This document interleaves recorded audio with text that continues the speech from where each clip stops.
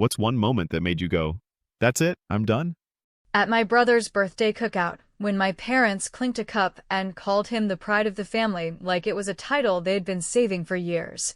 I felt that little pop behind my ribs that happens when you realize you have finally run out of ways to swallow something that has always tasted like metal, and, because I know you, I'm going to say this the way I'd say it over coffee. Without the nice frosting people put on family stories, because there was no frosting that afternoon, only. That one line said loud enough for the neighbors to hear, and me standing by the grill thinking, fine, if we are telling the truth out loud, then let's tell the whole truth in a way they cannot shove back into the drawer and pretend it never happened. You know how families pick a role for each kid and never update the casting, like you get assigned the reliable one, the helper, the scheduler, the person who shows up when a pipe bursts or someone needs a ride at 3 in the morning. And your brother gets assigned golden child, idea man, future of the family, and it does not matter that your paychecks kept the lights on during the hard months or that you were the one filling out forms while other people just posted about perseverance, because the story is set, and every year on his birthday the story gets a fresh coat of paint, so when they said pride of the family and everyone laughed like it was just affectionate, I smiled at the grill and thought about how many times I had heard my own work called cute, or nice, or maybe one day you will catch up, and I realized I was done being polite about a history that only exists because I stayed quiet.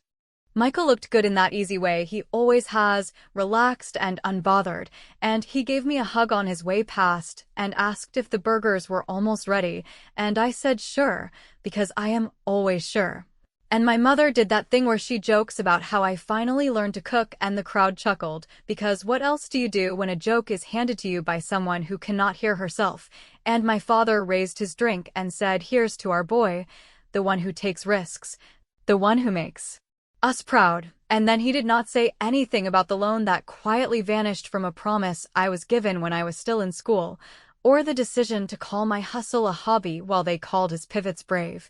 And I do not know what changed in me that minute except that I felt very calm, the kind of calm that comes when the plan clicks into place and you realize you already have all the pieces you need. I did not need to make a speech, and I did not need a scene, because that is not how our family works. We keep things tidy and we smile for photos and we write thank you notes to people who enjoy seeing themselves as generous. So I kept flipping food and refilling bowls and asking people how work was going, and while I did that I watched who stood close to my parents and who they wanted to impress. I watched the couple from church who never misses a chance to praise moral clarity, and I watched Dad's old friend who loves a good success story more than he loves his own cholesterol, and I watched my mother angle her phone to get the flattering picture, and I thought, great, you love your phone, stay near it. Because later tonight your phone is going to make you feel something you cannot smooth over. I am not pretending I am innocent here or that this was a kind impulse, but I am saying it was honest, because when people insist on the fantasy version of themselves long enough, a little honesty can look like cruelty, and that is the trick. It is not cruel to tell the truth they worked very hard to keep behind the curtain. It is just new to them to hear it where other people can hear it too. And I wanted the hearing to start now, not with a blow-up I would regret, but with a nudge they could not trace back to me without admitting everything they did first. So while the food was finishing, I did something very small that I had prepared days ago, a thing I built after a week of going through old emails and messages and calendar screenshots and the kinds of receipts people forget they left in their own digital attic.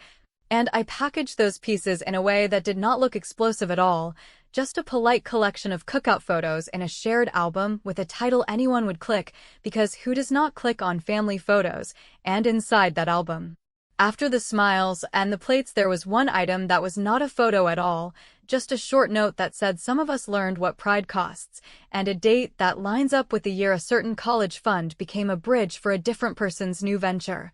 And at the very bottom, a single sentence from an email that never should have been sent, not the whole message, just enough to make a person freeze and remember exactly what they approved and exactly who paid for it.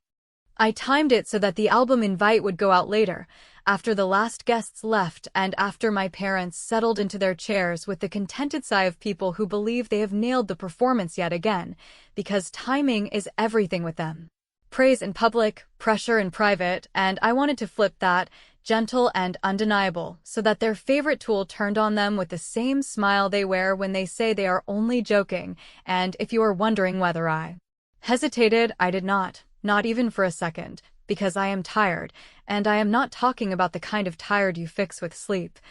I am talking about the kind of tired that sets in when every version of the family story skips the part where you held the line. While the last plates were being tossed and Michael was opening his gifts, I walked over to him with a stack of napkins and said the kind of thing a sister says when she actually wants peace. "Congratulations. I hope this year is good to you." And he squeezed my arm and said it will be, and I said I hope so. And then I added, almost too lightly, "Make sure you back up your messages. It is smart to keep records." And he laughed because he heard it as tech advice, and I let him. And when my mother pulled me into a photo and said smile bigger, I did, because the photo would land next to my note later, and that amused me more than it should have. Here is the part you will either love or hate me for, and I can live with both, because I needed to do something that felt like I was finally speaking in a language they understand, which is the language of appearances and timing and gentle pressure. So when I went to grab my bag, I pulled out my phone, opened the album I had staged, set the invite to send to the family group and to a handful of the very people my parents want to impress, and I hovered over the button. Not dramatic, not shaking. Just steady, and I whispered 2 words, not to them, to myself, the way you close a deal with your own backbone, and then I pressed send. That was my first move, quiet and clean and impossible to argue with without admitting everything they do not want to say. And as the evening wound down and people hugged and waved and said had a great time, I knew the real party would start later. Not in the driveway, but on a screen my mother checks before she goes to bed, and when it did, my brother would see it first in the way she goes very still, and he would text me exactly what I wanted him to text. But before all that, before the album landed and the note did its work, I leaned over the grill, smiled like I was checking the flame, and I said the words that started the whole thing, "Send it." By the time the plates were stacked and people settled into those lazy end-of-party conversations where everyone stands in small circles and pretends they are not comparing lives, I had already decided that I was not going to waste energy arguing with my parents in private ever again, because private talks only made them careful for a week and then everything slid back into place. So instead, I focused on the only pressure they actually respect, which is the kind that comes from outside eyes. And I started doing the one thing I have always been good at when I am quiet in a room, which is listening for openings and dropping a line that sounds harmless until it lands 5 minutes later and someone realizes the floor under them is not as solid as they thought. I did not tell wild stories or throw accusations, because that would have given them an easy target, the angry sister, the emotional one, the one who cannot let the past go, and I am not giving them that script again.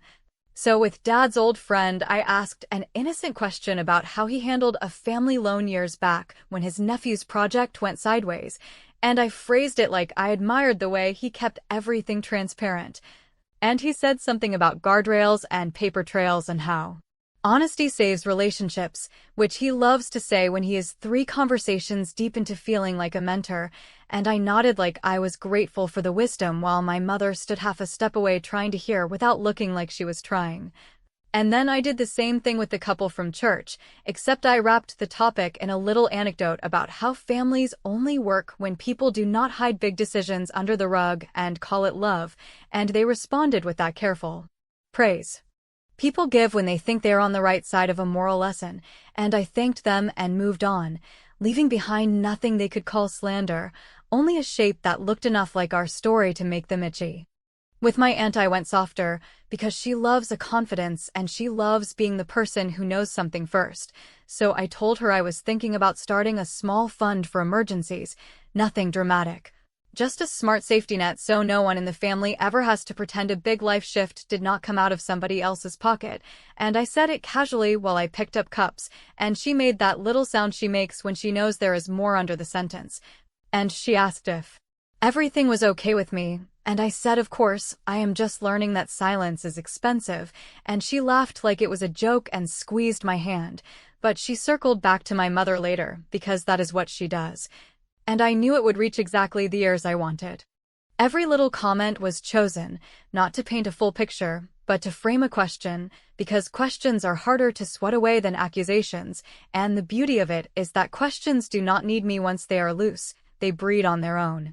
And while those questions were quietly finding hosts, I put the second part of the plan in motion, the direct line to the only person I actually care about waking up, which is my brother, because even if he has lived in the bubble my parents built for him, he is not a bad man. He is a man who benefits from a story he did not write, and he needs to see the footnotes he has been spared.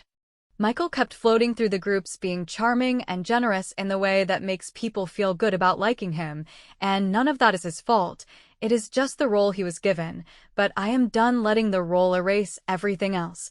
So when there was a lull, and he walked back to the grill asking if I needed help carrying things inside, I told him I was fine and asked if he had a minute later, because I had something for him, nothing big, and he said sure, what's up, and I said later. You will know when you see it. And he rolled with it because he trusts me in the daily ways, even if he has not stepped into the larger truth yet.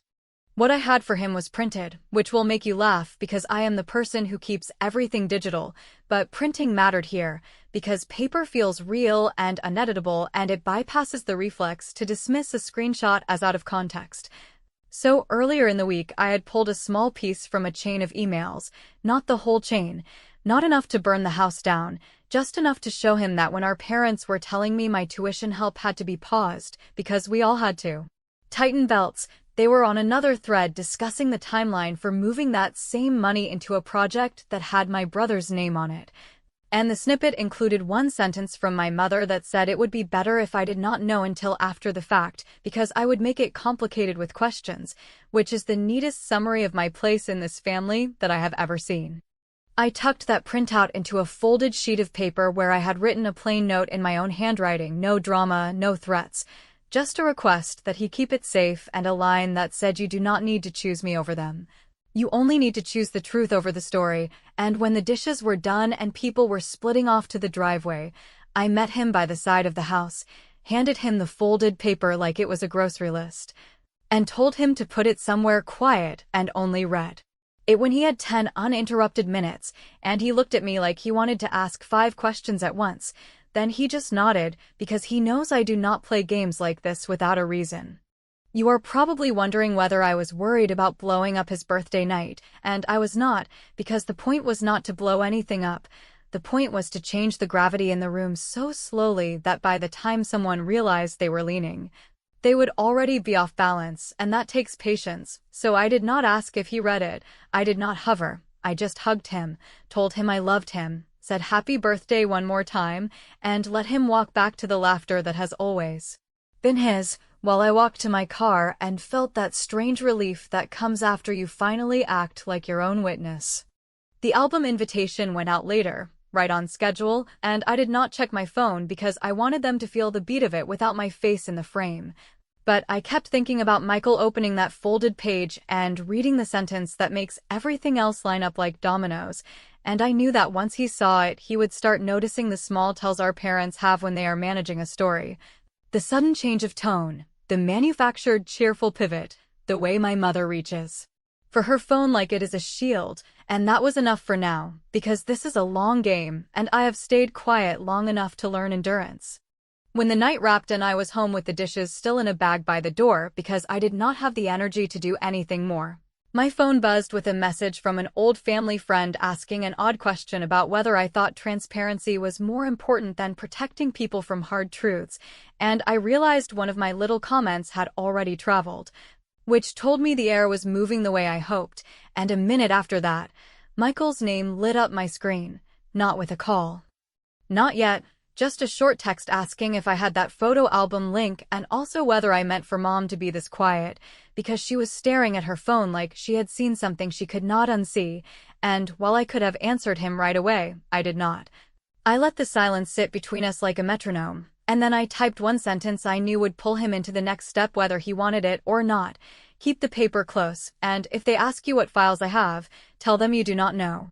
When Michael's name popped up with that line about our mother staring at her phone like she had seen a ghost, I did not rush to feed him comfort or context. Because if I jumped in too fast, it would let everyone retreat to the safety of explanations we have been rehearsing for years. So I let him wait a minute, long enough for him to feel that the floor had shifted and he was standing alone in a quiet room where the old story did not quite fit, and then I told him exactly what I wanted him to hold in his head. Nothing grand, only 3 words that work like a key in the right lock. It's starting now.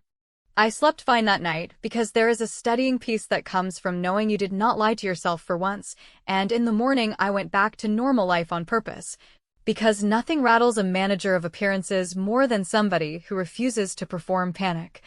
And by midday I had a message from my aunt asking whether I had any reliable templates for family loan agreements since a friend of hers was dealing with a sticky situation, and I smiled at the phone because this is how questions travel. They wear someone else's coat and ring the bell as if they are only visiting, and I wrote her back with a friendly link and a line about lessons we learn the hard way when we skip paperwork, which she immediately forwarded to my mother. Because I know the choreography in this family down to the pauses. 2 days later, we had one of those dinners my parents love, the kind aimed at reminding everyone that we are doing fine, where doing fine has less to do with how anyone feels and more to do with proving that the structure still holds.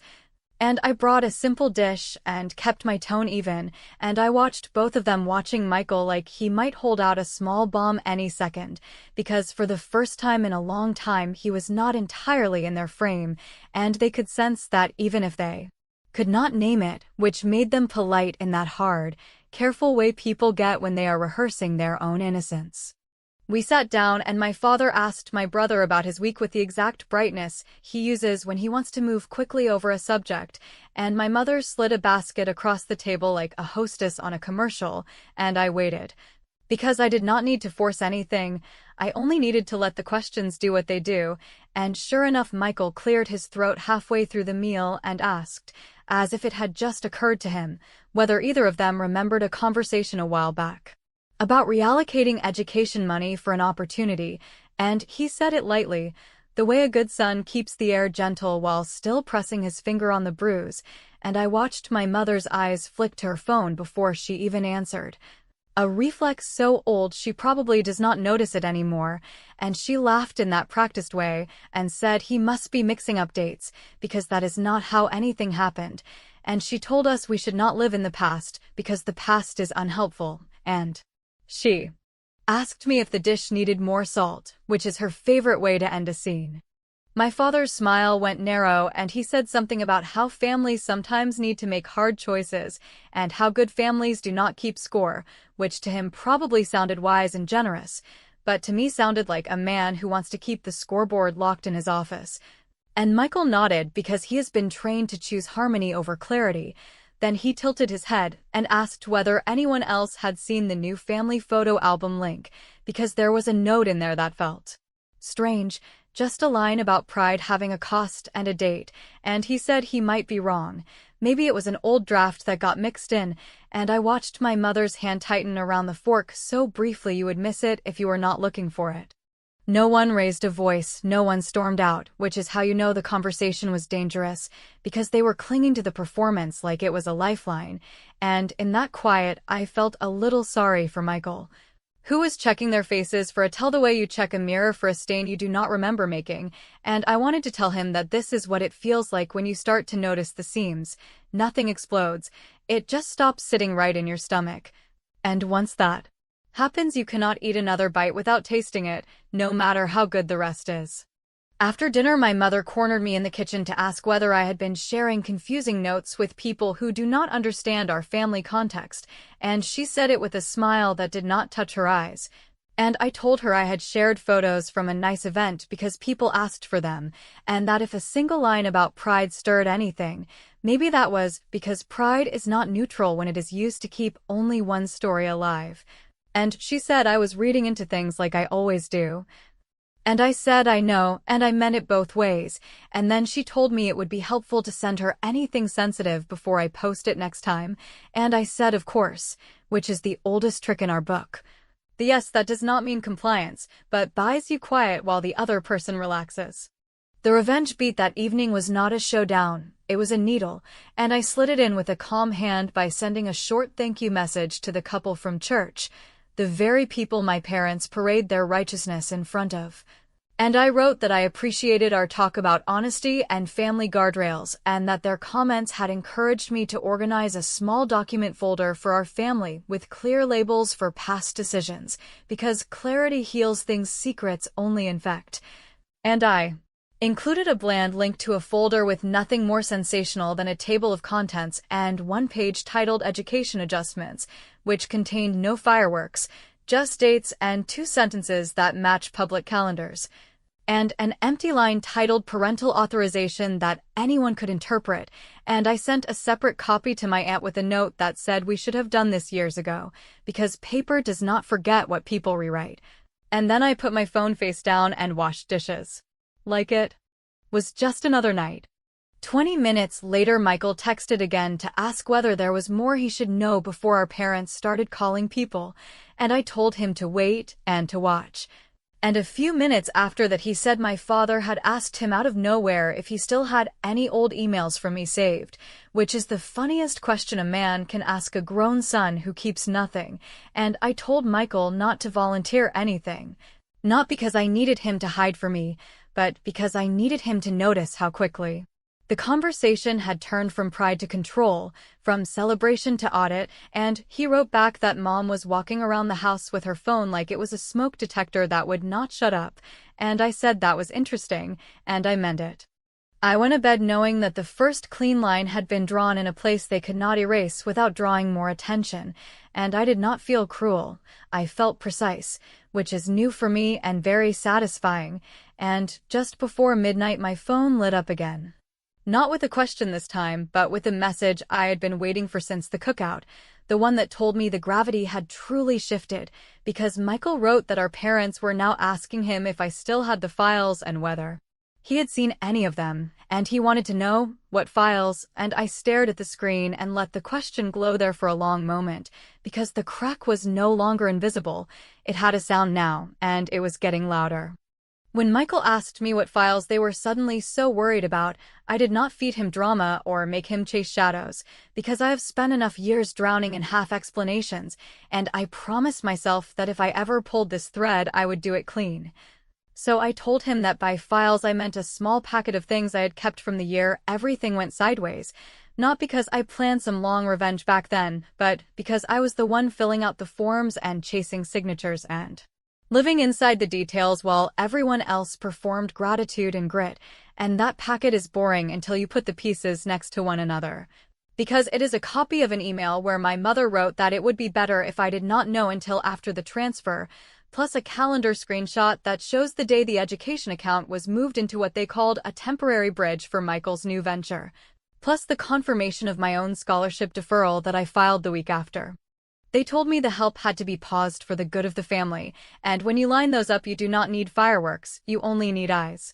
He called me instead of texting, which told me he was finally letting himself feel the wobble, and he said he wanted to see everything, not in an accusatory way, but the way a decent person asks for proof before he sets his feet somewhere new. And I said of course, but I also told him that I had not blasted anything publicly, and I was not going to, because I know exactly how fast our parents would spin that into me being vindictive, and because I do not want him destroyed, I want him awake. So, what I did instead at the cookout was invite the questions to walk themselves in through the front door, which they did, starting with the people our parents most desperately want to impress. And then I gave a single copy of that packet to someone who has a reason to care about accuracy, not as a scandal, but as a quiet request for help sorting out a very old mess. He asked who, and I told him the truth without ceremony. That I gave it to Joy from church because she sits on the finance committee, and she is the kind of woman who thinks words should match numbers, and that if you call something a pledge, then it either exists or it does not. And when my parents bragged last month about how they had always put education first, Joy was the one who brought up our family as a shining example during a meeting about the Youth Scholarship Fund, and I let that sit for a beat, Because it matters that the story they used to glow in public is built on a subtraction they never admitted in private, and he went quiet on the phone in a way that felt like he was finally seeing the outline of the thing under the carpet. I reminded him, gently, that years ago we set up a shared folder for college paperwork because I was the one who actually read the instructions and called the offices when deadlines moved. And I kept it in my drive because no one else wanted the stress of tabs and rules, and he knows this, he lived it, which means he also knows that if I have a calendar snapshot with a transfer date and an email with wording that prefers secrecy over conversation.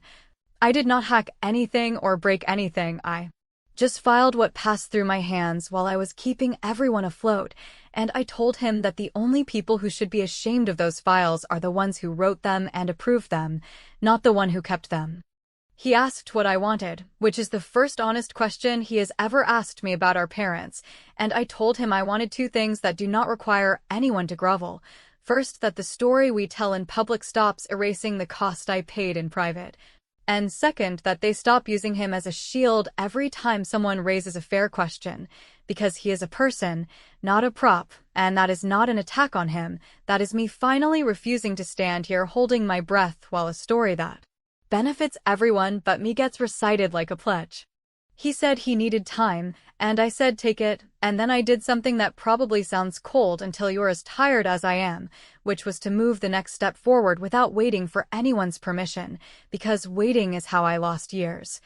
So I sent a short email to a small list with the subject line Family Archive Update, and the list had my parents, my brother, my aunt, and yes, Joy, and the body of the email was not a speech, just a practical note that I had begun consolidating old documents into a labeled folder so we never again had to rely on memories for financial decisions, that each document would include dates and the names of people who approved them, and that any gaps would be flagged so the right person could add missing authorizations, because adults sign what they change, and attached was a single page labeled Education Adjustments with 3 lines, the date of the pause in my aid, the date of the transfer to the venture account, and a blank line titled Parental Authorization with a gray box that said pending, and yes, I know exactly what that blank line would do to my mother's pulse when she saw it on her phone. Within minutes she called Michael, which I know because he texted me while she was still on the other line, asking why I was making a private family matter sound like a compliance checklist, and I told him that is exactly the point. Because private family matters that move money around still require integrity, and if you can say it proudly on a stage, then you can sign it neatly on a page, and I did not engage with her directly because there is nothing to debate in a column of dates. And arguing with a date is like arguing with a clock, it does not change for tears or tone. The revenge beat you will ask about was not a bomb, it was a hand on the thermostat, because my parents have kept the house warm for themselves by controlling the temperature of truth, and all I did was drop the setting 2 notches so that breath shows.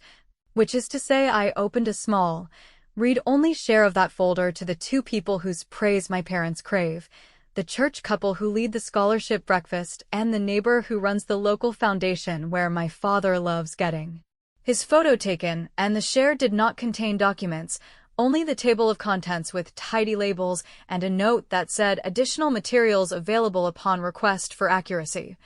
Because nothing makes a person who worships image more nervous than the possibility of polite scrutiny. Michael called again late that night, voice low like he had stepped outside, and he said our parents were rattled and asking him if I was threatening to expose them, and I told him that I do not threaten, I document. And there is a difference that grown-ups learn when they have to account for their choices, and he said he wanted to see me in person the next day, that he needed to hold the papers instead of looking at a screen. And I agreed because ink can steady a person who wants to believe everything is just a misunderstanding, and as we were hanging up he exhaled and said they keep asking me what files you have, and now they are saying Joy called to schedule a time to review the scholarship story we told last month, which means this is about to get real. And I told him to bring the folded page I gave him and nothing else, because I would bring the rest, and then my phone buzzed with a new email notification from my mother with a subject that made me laugh out loud in an empty room. It said urgent, please remove pending line immediately, and I stared at it for a long quiet minute and then closed my laptop without replying because the knife had turned and I did not need to twist it. The calendar would do that for me in the morning when Joy hit send on her meeting invite and my parents realized the next conversation would happen with another adult in the room. Michael showed up the next afternoon with the folded page in his pocket, and that look people wear when they finally admit the story might not be what they were told. And before he even sat down, he asked me to walk him through it from the beginning without leaving out the parts that make both of us look small, because he did not want a curated version, and I respected that. So I laid out the packet on the table the way you lay out a recipe card and the ingredients you already measured. The calendar print with the transfer date, the scholarship deferral letter with my name on it, the clipped email where our mother said it would be better if I did not know until after because my questions would make it complicated. And then the little summary I wrote in plain language explaining how decisions that were framed as temporary austerity for the good of the family became a permanent reroute to float his venture, which did not make him the villain but did make him the beneficiary of something I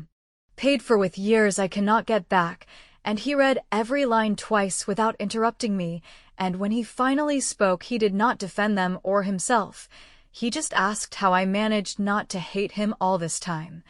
And I told him hate would have been easier because hate is loud and burns out, but what I felt was a steady kind of quiet that hardens into clarity, and clarity has a longer half-life than rage. He asked what exactly Joy had, and I told him she had the same packet plus the context about the scholarship breakfast where our parents used our family as an example of values, and that she had scheduled a meeting for the next day to review what had been said publicly against what existed privately, which meant this would no longer be a domestic debate that could be smothered with tone and volume. And I reminded him that I did not send accusations, I sent documents, and documents do not have moods, and that was the point, because I am done arguing with feelings that change their outfit depending on who is in the room.